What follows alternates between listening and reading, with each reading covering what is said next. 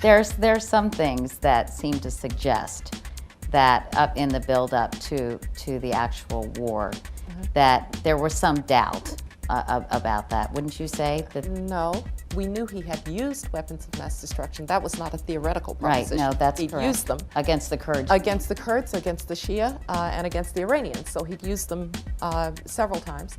So no, it's simply not the case that there was, if you're in a position of decision making, evidence to say that it was likely that he did not have weapons of mass destruction.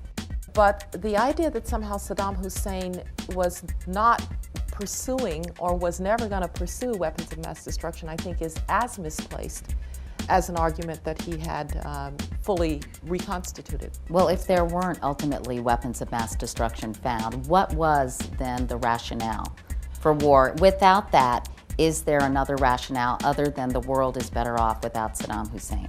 Well, that's a pretty good rationale, but let me go back to the premise, the question that somehow, because weapons of mass destruction were not found in stockpiles, the rationale for the war was flawed, leaves out the fact that at the time that we decided to go to war, we thought there were weapons of mass destruction. So let's stipulate that. So absent of the presence, or if you had known at the time that Iraq wasn't as far along with its weapons program as it ultimately turned out to be, would all of those other things you mentioned provide rationale for the war?